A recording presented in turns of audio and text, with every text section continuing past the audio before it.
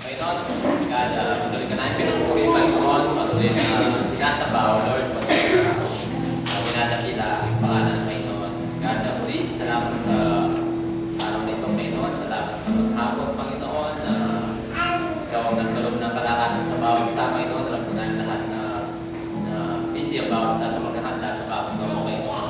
Pero, Lord, ikaw ang nagbigay ng kalakasan sa bawat isa, Panginoon. Salamat, Lord, sa lahat ko, Panginoon. At salamat din, God, sa buong taon, Panginoon, na iningatan niyo kami, Panginoon. God, na pinagkaroon ng kalakasan, Panginoon. And Lord, sa darating na bagong taon, Panginoon, dalangin din namin, O Lord, na God, kami yung gabayan, Panginoon, kami yung pangunahan sa aming mga buhay, Panginoon. And God, lalo pa namin sambahin, Panginoon, lalo namin, God, saliksikin ang iyong mga salita, Panginoon. God, lalo kami magtiwala sa inyo, Panginoon. Salamat po, Lord. God, be with us at pususin niyo kami ng iyong mga Espiritu, Lord, sa gabing ito, Panginoon. And God, handa niyo po kayo mga puso, Lord, sa pagtagal natin mga salita. Salamat po, Lord, sa inyo po namin nabalik lahat ng kapurihan, magsamba at masalamat sa kanyang pangalan ng aming Panginoong Jesus.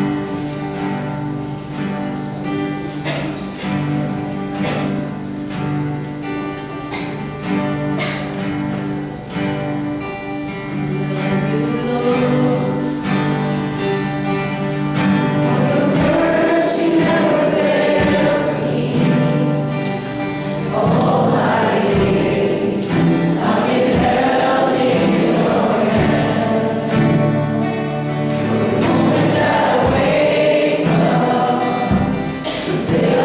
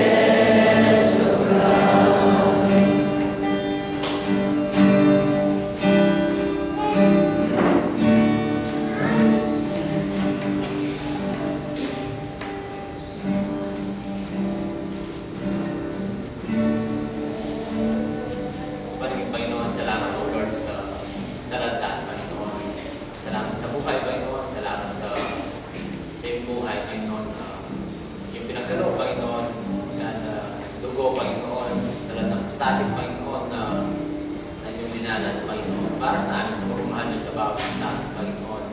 God, tunay nga, Panginoon, ang kabutihan mo, Panginoon.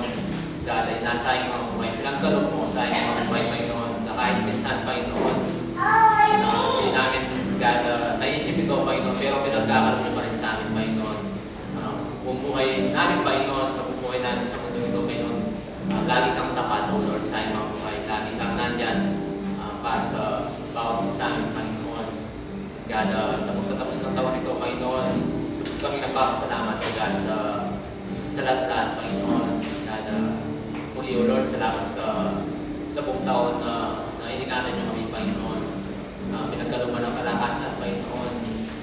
Binigay lahat ng aming pangangailangan, Panginoon. Higit pa, Panginoon, sa aming pangangailangan, Panginoon. God, tuloy nga, Panginoon, ang katapatan niyo, Panginoon. Yung biyaya, Panginoon, lagi po nandyan para sa amin, Panginoon. Sa taong darating, Panginoon, God, dadalahin namin, O Lord, na tulungan niyo kami, O Lord, na patuloy na magtiwala sa inyo, Panginoon. Tulungan niyo kami, O Lord, na saliksikin, Panginoon, lalo pa yung mga salita, Panginoon. Lalo pa mapalamig sa inyo, Panginoon. Lalo pa pang hanapin, Panginoon, sa iyong mga buhay, Panginoon. God, salamat, O Lord, sa lahat, Panginoon. Sa bagong taon na ito, Panginoon. God, ang iba na Espiritu, Panginoon, na siya patuloy na mauna sa amin, Panginoon. God, na siya bumabay sa amin, Panginoon.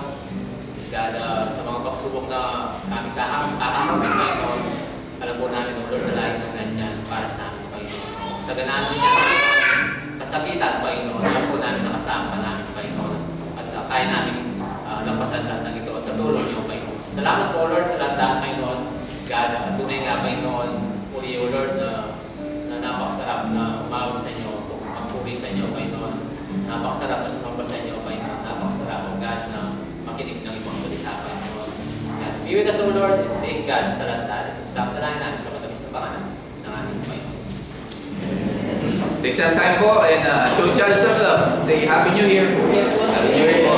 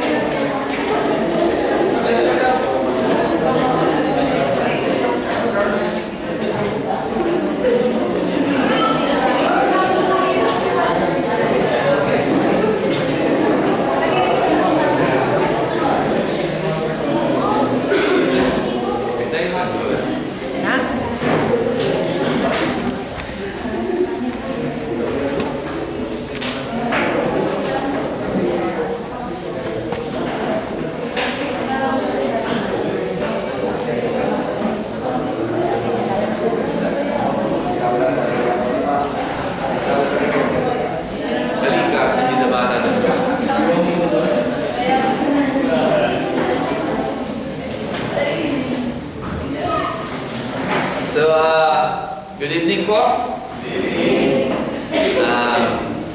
Medyo may lisangan. May lisangan kayo na. Mag-New Year kasi. Nag-New Year kasi kaya medyo na ano yung mga aircon. Nagpuputukan din. So, again, thank you for coming and Happy New Year. If you have your Bible, please turn to Lamentation chapter 3, verse 22 to 23. Ngayong gabi nito. So, bago tayo magsimula, few announcement na meron tayo. So, next week, balik na po yung service natin. Yung natural na service natin. We have, again, cancel po yung Wednesday night ngayong week na to, but Sunday meron na po tayong service. Again, it's 9 o'clock a.m. yung ating service sa Sunday. Baka po walang mag-church sa Sunday, Martes na naman yung so Sunday na po, resume na po tayo yung mga church activities natin. So, alright, let's start. Yung title po natin, New Mercies. Mercies for a New Year. So, let's pray. Panginoon, salamat po sa gabi ito. Panginoon, again, malapit na pong matapos, Panginoon, yung isang taon na ito, Panginoon. At kami nagpapasalamat, unang-una, Lord, sa iyong pagmamahal sa amin. For your sacrifice, for your grace, for for your mercy, God, that new every morning, God. And even the peace that you given us, Lord, sa buong taon na to. Kapayapaan sa buhay namin. Salamat, Panginoon. And even, Lord, especially yung sacrifice mo, Panginoon, for, Panginoon, that ikaw ay namatay para sa amin, Panginoon. Yung kabutihan mo sa amin, Panginoon, katulad ng kanta, Panginoon, yung worship na kinanta namin, Panginoon. Truly, Panginoon, yung kabutihan mo sa amin na hindi nawawala. Panginoon, hindi nauubos, Panginoon. Salamat, Panginoon, for your provision, Lord, sa buong taon na to, na ginabayan mo kami, pinotektahan mo kami, Panginoon. Ngayon, Panginoon, we pray and ask that you continue to open our hearts ngayong gabing ito, Panginoon, as we study your word, Panginoon. Continue to be with us, continue to mold us and shape us, Lord, in your word. We love you, Lord, and we praise you. Give all the glory and praises to you. In Jesus' name. Amen. So, again, if you have your Bible, please turn Lamentation o mga panaghoy. Chapter 3, verse 22 to 23. So, basahin ko muna ano yung sinabi ng Lamentation. Because, sabi niya, because of the Lord's great love, we are not consumed. For His compassion or His mercy never fail. They are new every morning. Great is your faithfulness, sabi ng Lamentation. O ni dito sulat si Jeremiah. So, as we stand doon sa ngayon, sa taon na to, di ba, 2024, nandun na tayo, malapit na tayo dun sa pinto, o tinatawag na threshold, dun sa entrance ng pinto papunta sa New Year, di ba, 2025. It's a natural thing, o natural lang sa atin bilang mga tao, di ba? Yung mag-reflect dun sa journey natin behind us. Yung mga nangyari sa buhay natin sa 2024 na ito, di ba? Sa atin na mga nandito ngayon, yung past year ay para sa atin may mga iba't ibang nangyari.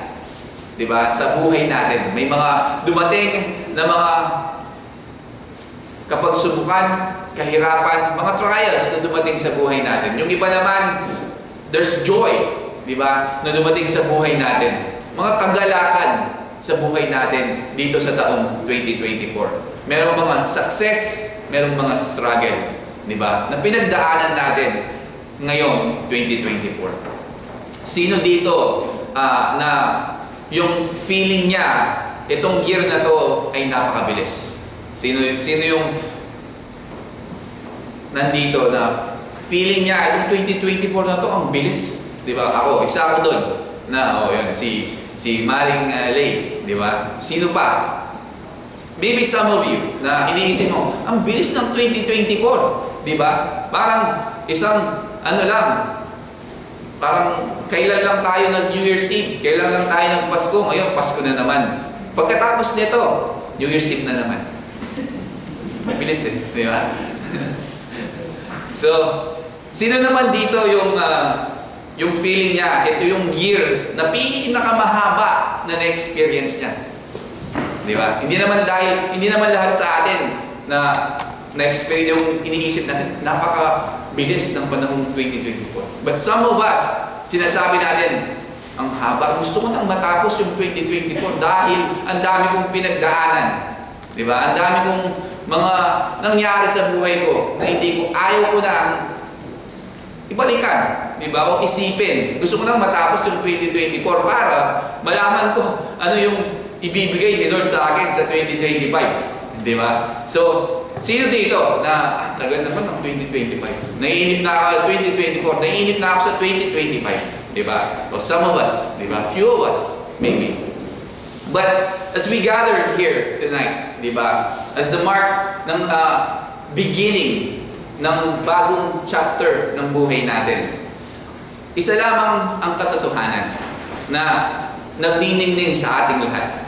Diba? Katotohanan na nagsasabi na sa ating lahat that nandito tayong lahat because of God's grace. Tama po ba? We are here because of God's grace. Itong 2024 man ito ay kagalakan man yung idinulot sa atin o marami mang kapagsubukan na dumating sa buhay natin. But one thing for sure, at isa lang ang katotohanan na nagsasabi sa atin that we are here because of God's grace. Diba? Because doon sa kanyang kabutihan and His mercy. Diba? Kaya nandito tayo ngayon. Nandito tayo, kasama yung pamilya natin, kasama yung mahal natin sa buhay because of God's grace.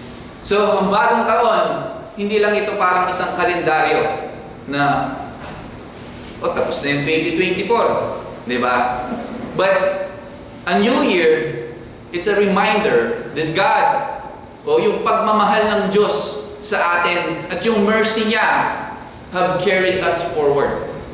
Ibig sabihin, nagre-remind sa atin that yung pagmamahal ng Diyos sa buhay natin, yung kanyang mercy, siya yung nagdala sa atin at siya yung magdadala sa atin at siya yung magbibigay kalakasan sa atin to move forward in the beginning of 2025.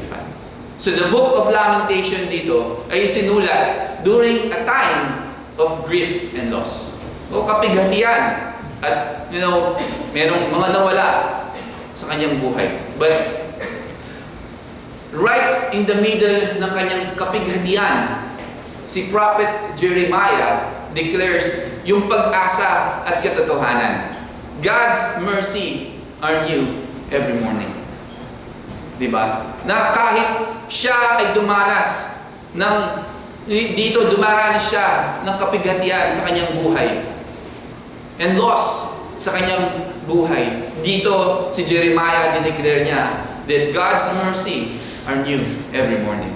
So, as we enter, tayong lahat this year of 2025, let us embrace yung katulad ng pag-asa na dala ni Jeremiah. And walk confidently doon sa unfailing love ng ating Panginoong Jesucristo. Di ba? So, ano dito ang sinasabi ni Jeremiah?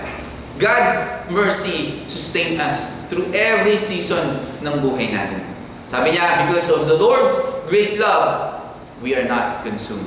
Sabi ni Jeremiah, di ba? So, ito yung declaration na ito ay napaka-powerful. Bakit? Because it acknowledges that left to ourselves, now we might have been overwhelmed by life challenges. Overwhelmed tayo. Kung tayo lang mag-isa sa buhay na to, walang Diyos, we are overwhelmed. Overwhelmed, di ba? Sa mga pagsubok na darating sa buhay natin.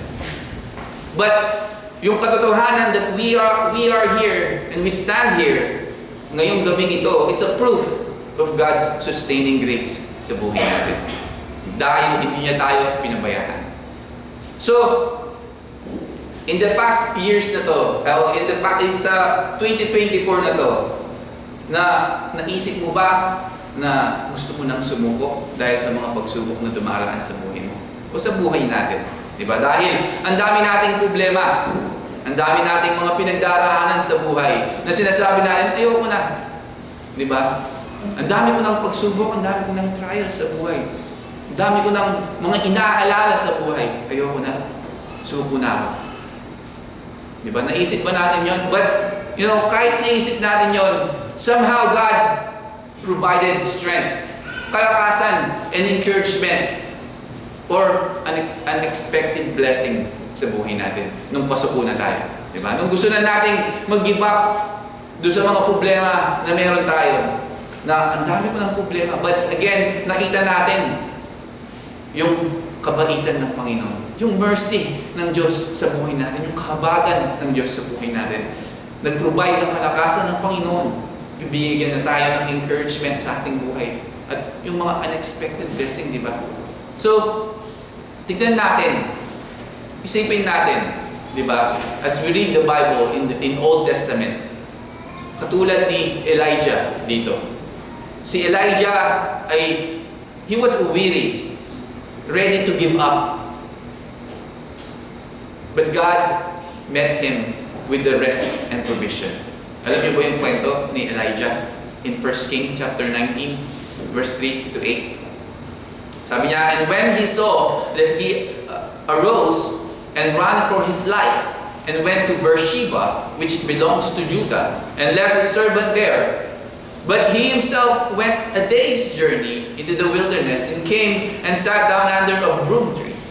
And he prayed that he might die, and said, "It is enough. Now, Lord, take my life, for I am no better than my fathers." Then, as he lay and slept under a broom tree, suddenly an angel touched him and said to him, "Arise and eat." Then he looked, and there by his head was a cake baked on a coals, and a jar of water. So he ate and drank and lay down again. And the angel of the Lord came back the second time and touched him and said, "Arise and eat, because of the journey is too great for you." So he arose and ate and drank, and he went in the strength of that food 40 days and 40 nights as Horeb, the mountain of God. Diba? Nakita natin dito kung paano nag-provide ang Panginoon kay Elijah. Na even, nandun na siya doon sa bigit ng pagsubok.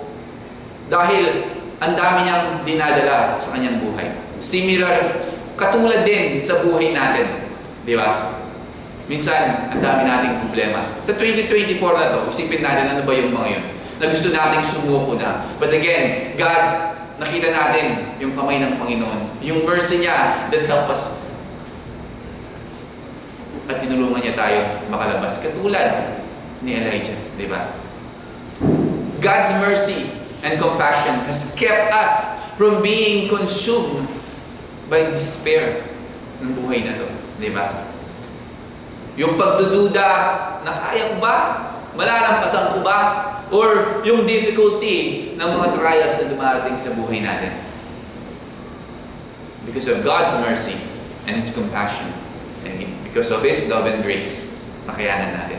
Nandito tayo ngayon, malapit nang matapos yung taon because of God's grace sa buhay natin. Tama?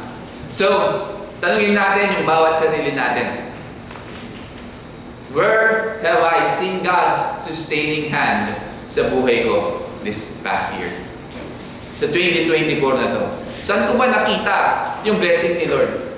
Saan ko ba nakita yung pagmamahal ng Panginoon sa buhay ko this 2024. Mag-reflect tayo doon. Tignan natin. Nung down na down tayo, nakita ba natin yung Panginoon? Diba? Binigyan niya ba tayo ng kalakasan? Of course. Because nandito tayo ngayon. Still alive and kicking. Diba? Because of God's grace and love sa buhay natin. And God's mercy are fresh each day. Sabi, they are new every morning. Diba? Sabi ni Jeremiah dito. So, one of the most beautiful aspect of God's mercy is that hindi ito nauubos. Diba? Ito yung kagandahan ng pagmamahal ng Panginoon, yung mercy niya, yung kahabagan niya sa bawat buhay natin bilang mga anak niya. That hindi ito nauubos. Diba? It always magre-refill. Ito nang magre-refill. Diba? Yung kanyang mercy, compassion, love towards us. Kaya sinabi ni Jeremiah, they are new every morning. Every day, ang ating Panginoong Diyos, ang ating Panginoong Jesus offer us fresh grace to meet yung mga challenges and opportunities ahead of us sa buhay na ito. Itong katotohanan na to is especially meaningful as we begin itong bagong taon ng 2025. No matter how many times na maramdaman natin na tayo ay failure in the past or in this 2024, na sinasabi natin, itong 2024 na to, failure ako. Kasi hindi ko na-meet yung goal ko. Hindi ko nagawa itong mga bagay na to. Or itong mga problemang ito, hindi ko na-solve sa 2024 na to. Like I said, no matter how many times we felt we failed in the past or this 2024, God meet us with forgiveness at renewal every day. So Jesus emphasized sa kanyang katuruan, encouraging us not to worry about tomorrow because God's provision ay sapat, sufficient each day, araw-araw. Sabi niya in Matthew chapter 6 verse 34, Therefore, do not worry about tomorrow. For tomorrow will worry about its own things. Sufficient for the day in its own trouble. Sabi ng ating Panginoong Jesus. So, as a Christian, bilang mga anak ng Diyos, develop a habit. Starting each morning na magpasalamat sa ating Panginoon. Dahil katulad ng araw, di ba? O yung sunrise, wala siyang sawa na nagbibigay na laging nandun. Every sunrise, di ba? Nandun lagi ang araw. Abangan mo, abangan ko yung sunrise. Hindi ka mabibigo dahil laging nandun.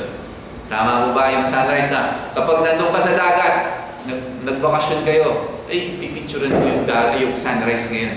Hindi ka mabibigo dahil lalabas yung aring araw, di ba?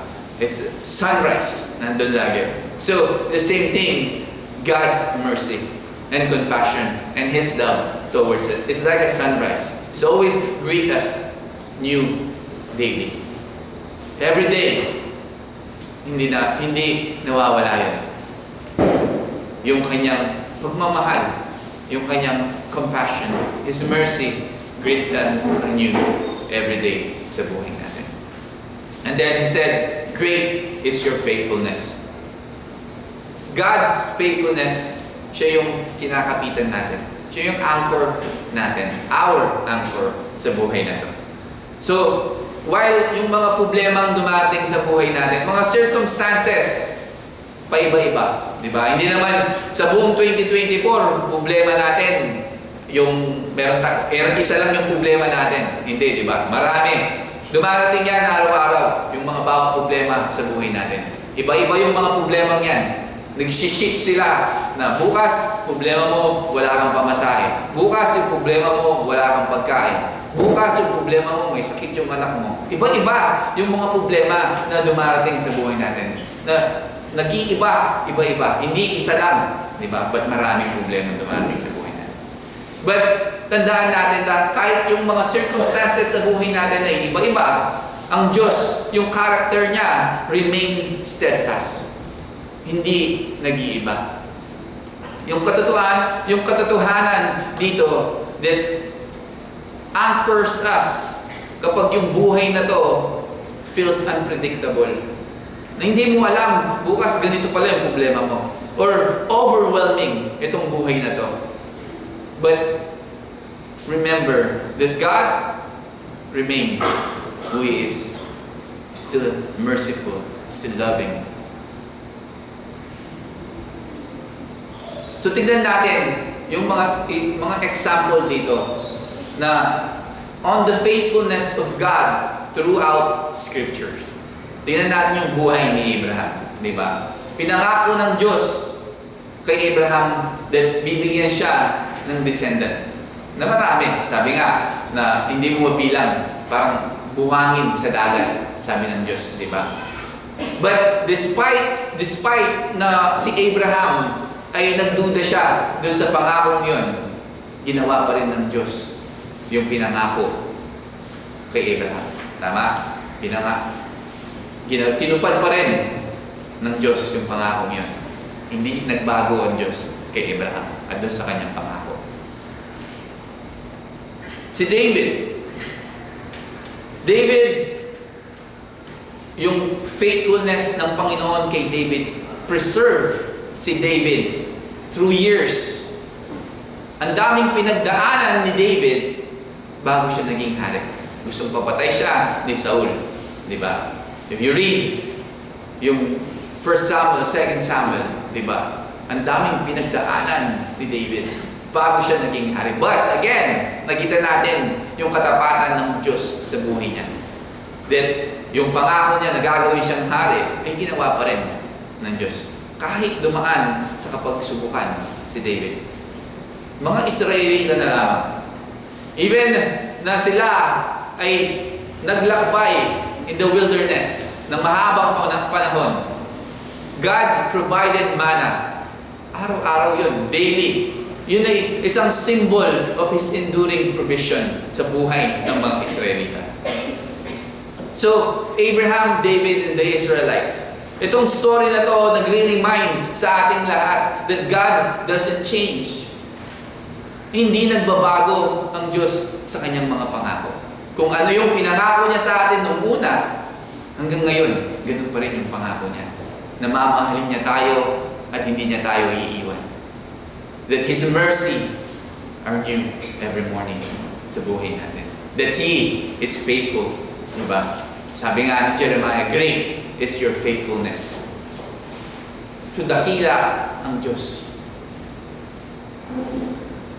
Meron akong nabasa, na-share ko lang sa inyo, na meron siyang lolo na retire na yung lolo niya, and then nandun na lang sa bahay nag-garden. But one day meron nangyaring mga financial disaster sa buhay ng lolo niya.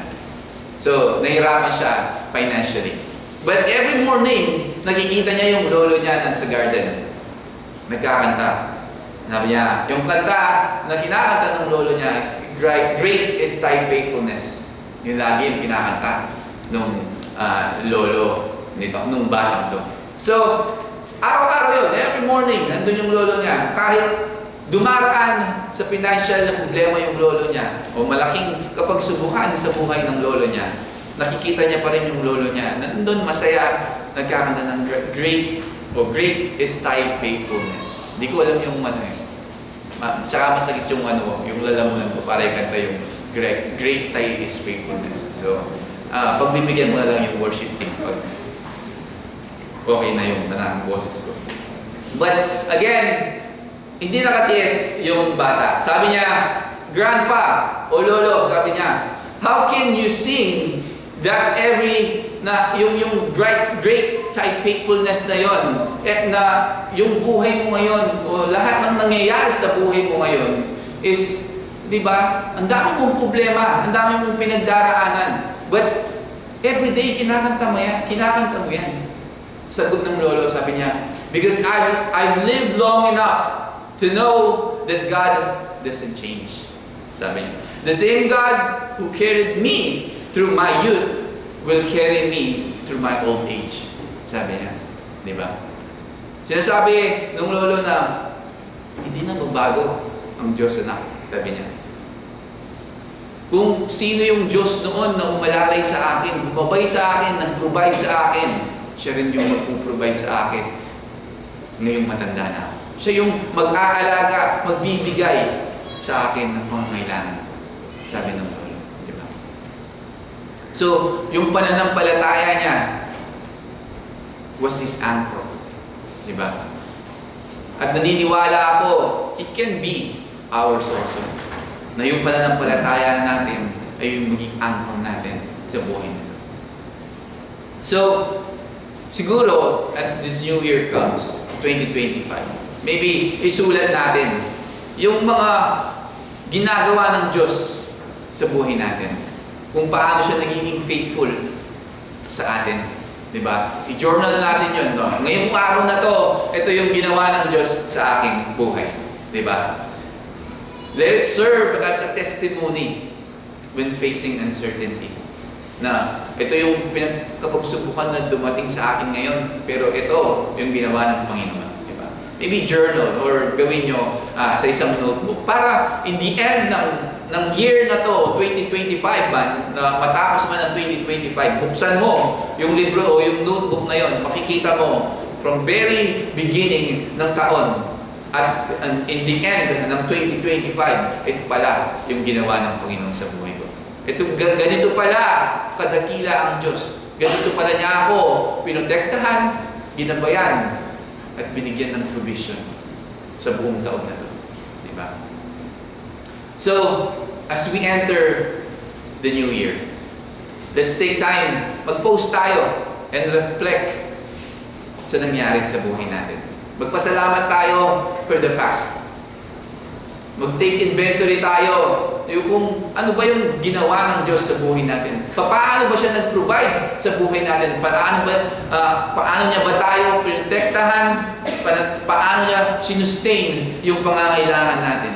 Diba? And then hope for the future. magtiwala tayo that no matter what lies ahead sa buhay na to, God's mercy will meet you there. Yun yung lagi nating panghawakan. Na ano man yung kakaharapin natin sa 2025, dahil matatapos na yung 2024, ano man yung kakaharapin natin, ano mang nandun sa 2025, tandaan natin, God's mercy will always meet us there. And then daily renewal sa buhay natin. Commit to spending time sa ating Panginoong Jesus, sa Kanyang presensya every morning. Inviting yung grace niya, His grace, to guide yung daily life natin. Diba? Sa 2025. And I encourage you all, not just you, but also myself. So, for the new year, itong new year na to, each day, again, like I said, isulat nyo yung mga bagay na ginagawa o yung nakikita nyong ginagawa ng Diyos sa bawat buhay natin. Whether maliit man to o malaki. Diba? Like I said, over time, itong journal na to ay magiging testimony of God's faithfulness sa buhay natin. So, as we begin this new chapter ng buhay natin, as yung taon mag-flip in 2025, let's remember, hindi tayo nag-iisa sa journey na to. Sa race na to, sa takbuhin na to, bilang mga Kristiyano.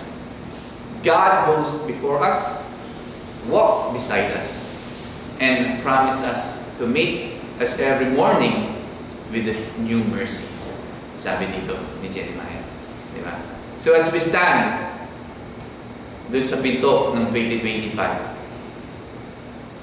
malapit nang pumasok dun sa 2025. Again, pause and reflect on the many blessings God has bestowed sa bawat buhay natin at pamilya natin.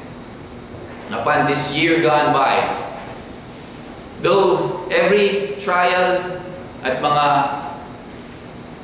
triumph sa buhay natin, He has been with us. Alam natin yun, di ba? Na every trial na meron tayo, every na yung kapag tagumpayan sa buhay natin, nandun siya, di ba? Sa buhay natin. Guiding us dun sa kanyang pagmamahal at sa kanyang faithfulness.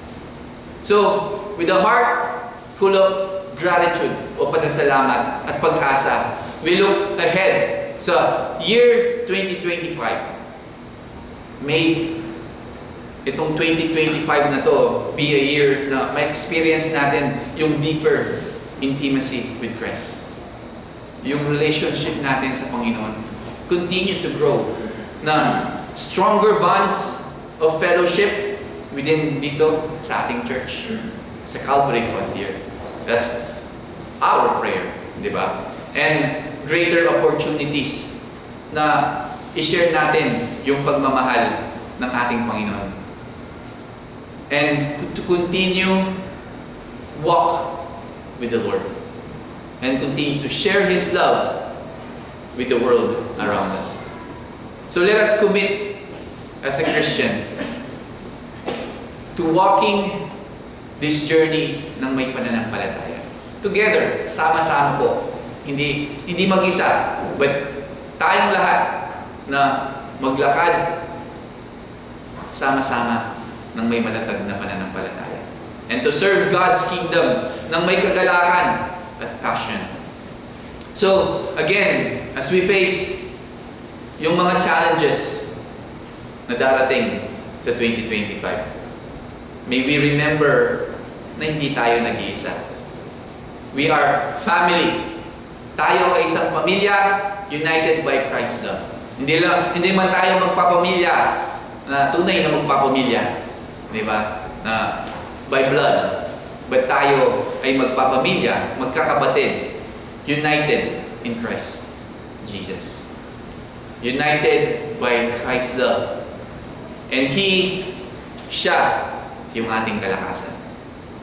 Sabi niya sa Numbers chapter 6, verse 24 to 26, "The Lord bless you and keep you. The Lord make His face shine upon you and be gracious to you. The Lord turn His face towards you and give you peace." So this year, may His peace, yung kapayapaan, fill our hearts. His wisdom at gabayan niya tayo in every decision na gagawin natin sa buhay na to. At yung kanyang presensya bring us comfort at pag-asa in every circumstances na haharapin natin sa buhay na to.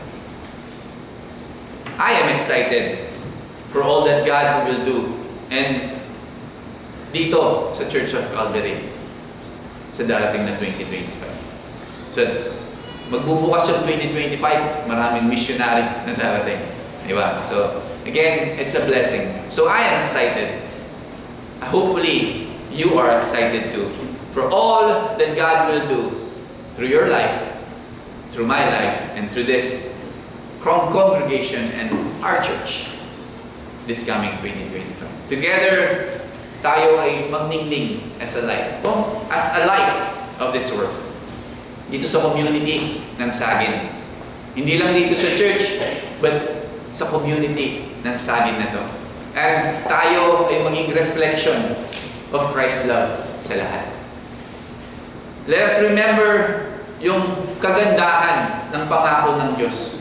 Yung unwavering faithfulness niya. Anong sabi niya dito sa Lamentation chapter 3 verse 22 to 23? Basahin ko ulit. Because of the Lord's great love, we are not consumed. For His passion never fail. Compassion never fail. They are new every morning. Great is your faithfulness. Sabi ng Lamentation 3:22 to 23. So every day, God pours out new mercies upon us. Mercies that refresh, restore, at renew our spirit. Itong taon na to, may we embrace yung bagong mercy. Each morning ng bukas, may bukas na puso. Magtiwala that He will provide the grace na kailangan natin sa every circumstances, maliit man to o malaki. No matter what challenges o kagalakan na ibigay o idala ng year 2025, may we can be confident. Tayo ay magiging confident that yung mercy niya, yung compassion niya is greater. In every moment, we are covered by His love. Yung pagmamahal niya and filled with hope sa kanyang mga pangako. So, as a Calvary Frontier Church, let us step forward sa ating pananampalataya. Knowing na alam natin that God's mercy will carry us through every trial and celebration sa buhay natin. Dahil hindi naman lahat trial, di ba? There's always katagumpayan. Triumph sa buhay natin. O mga kagalakan sa buhay natin. Every day, binasa ko na pala. So, may we continue to seek His presence bilang mga Kristiyano. Tayo ay mamuhay, live out His love, yung pagmamahal niya. At tayo ay mamuhay ng may kalakasan ng loob, boldly, at tanggapin natin yung calling ng Panginoon. Together, tayong lahat, let us experience yung katapatan ng Diyos at yung powerful ways niya sa buhay natin. Sabi in Lamentations chapter 3 verse 24, "The Lord is my portion, says my soul. Therefore, I will hope in Him." Sabi ni Jeremiah. So, again, as we face 2025, may the Lord siya yung maging portion natin. Di ba? Let us hope in Him, no matter what happened. Whatever lies ahead of us, siya yung maging pag-asa natin. May this year ay maging filled with God's abundant mercy sa buhay natin. Overflowing na kagalakan sa buhay natin. At unshakable na kapayapaan sa buhay natin. We are excited, well, I am excited to journey together. Na tayo ay magkakasama-sama sa darating na 2025 na to. Na magtitiwala that His mercy will guide us and sustain us every day. So, happy and blessed New Year sa inyong lahat. Let's pray. Lord, salamat po, Panginoon, for this wonderful message that you've given us. Truly, ikaw po yung bumabay sa amin sa buong taon na ito, Panginoon. Nakita namin kung paano po kami ginabayan at binigyan kalakasan, Panginoon. That, Lord, tulungan niyo po kami na mag-continue magtiwala sa inyo. That whatever, Lord, circumstances, Panginoon, na tumaan sa buhay namin, na sa iyo lamang kami humugot ng kalakasan. That alam namin your mercy, your compassion, your love in you every morning, Panginoon. So Lord, again, salamat po, Panginoon. Dahil nandyan ka lagi sa buhay namin, Panginoon, na hindi mo kami pinapabayaan man, Panginoon. Nandun yung pangako mo na kung ano yung pinangako mo noon sa buhay namin, ganun pa rin hanggang ngayon, Panginoon. That nananatili kang tapat sa lahat ng pangako, na hindi mo kami iiwan o pababayaan man, Panginoon. So, Lord, we pray and ask as we go, Panginoon, in this 2025 year, na kami gabayan mo, Panginoon. Kami protektahan mo, Panginoon, katulad ng paggabay mo at pagprotekta mo sa amin sa year 2024, Panginoon. At sa year 2025, Panginoon, we pray and ask that we will continue to grow yung relasyon namin sa iyo, Panginoon. Na maging matatag, Panginoon, yung pagmamahal namin sa iyo, Panginoon. And we continue to share your gospel, your love, Panginoon, to this community, Panginoon. And we will continue to be a family, a stronger family in Christ because of your love. Thank you so much, Lord. We love you, we praise you, and we give all the glory and praises to you. In Jesus' name we pray. Amen. Happy New Year! Read your Bible, say your prayers, and love you all, guys. Let's stand and worship the Lord.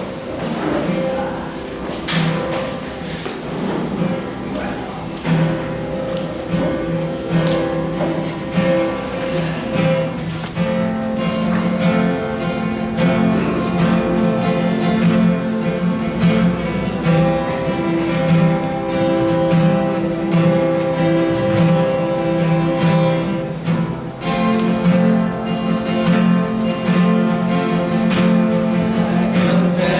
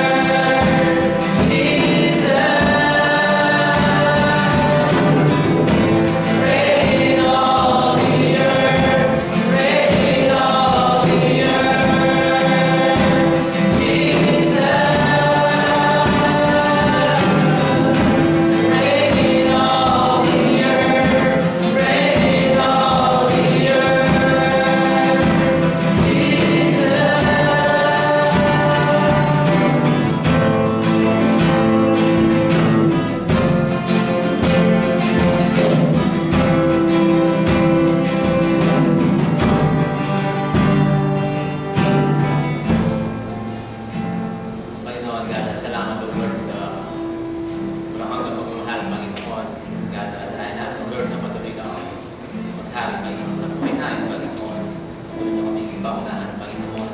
God, lagi kami tumingin, O Lord, sa inyong pagmamahal, Panginoon. God, lagi kami magtiwala ng buong puso, ng buong buhay sa inyo lamang, Panginoon. Dahil namin, O Lord, na patuloy niyo pong ingatan, gabayan at tutang na halimbawa sa akin. Sa pangalan namin, sa tayong pangalan.